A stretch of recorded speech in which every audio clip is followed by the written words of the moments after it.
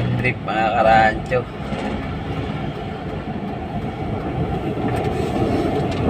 Problema. Natikitan ako. So yun o mga karancho. Dito sa mga nanonood na driver mga karancho, no? Ito unexpected to, di ba?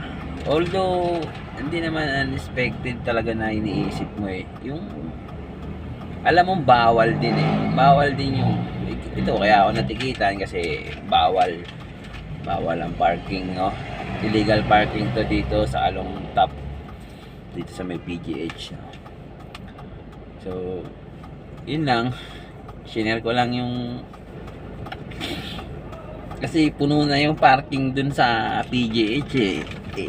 Sabi ko si yun pala yung enforcer ni radyohan ng kanyang commander na may nakakita sa dito na nakapark nga ako, kaya lumapit nga yung enforcer. Ako naman nakiusap, sabi ko saglit lang, baka pwede ganito ganyan, saglit lang, may naantay lang akong pasahero, no mga karancho.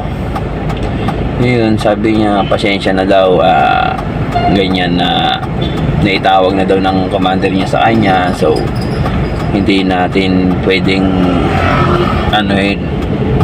baliwalain kasi siya naman ang mapuputukan dun sa violation natin, sa pagkakamali natin, no? So yun, nakikiusap ako sa kanya na sabi ko mas baka kasi 1,000 illegal park, 1K, sabi ko naman sir baka pwedeng bawasan naman yung yun na daw yung pinakamababa ngayon. Kaya sa inyo mga karancho, mga driver natin dyan, no?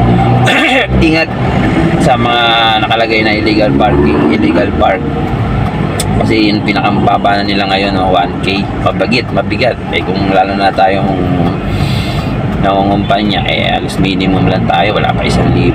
So dala pa pati pamato ng ating araw mga karancho. Yun, naiintindihan ko naman si Kuyang Enforcer, no?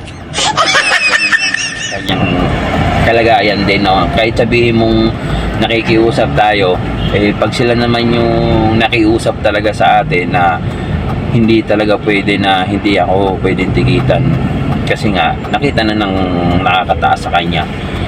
So yun, aral mga karancho, no? Ito sabi ko masakit to, masakit sa bulsa kasi nakikiusap ako na baka pwedeng hindi na ako tikitan, naalis na lang ako, pero inurasan pala ako mga karancho, no? Bago niya sinita na siya, ba't di daw ako sinisita, yung pala inurasan niya na ako, na medyo tumagal nga naman ako sa pagpapark. Kaya yun, nagkaroon na siya ng talaga na tikitan ako kasi hindi na daw pwede na kasi 2 beses pala siyang niradyohan mga karancho. Sa totoo lang yung enforcer na yun mga karancho, salute ako kay sir kasi hindi siya talaga nung naninigit pa nga, naninginig pa eh, kasi talagang hindi daw siya sanay manikit talaga kasi naiintindihan niya yung sitwasyon nating mga driver na karancho. So yun, wala, part natin to, part ng drive natin to, drive ng daily grade natin mga karancho, no? Pasensya na, share ko lang kasi sa loob ng ilang taon ngayon nang ulit ako nakatanggap ng certificate.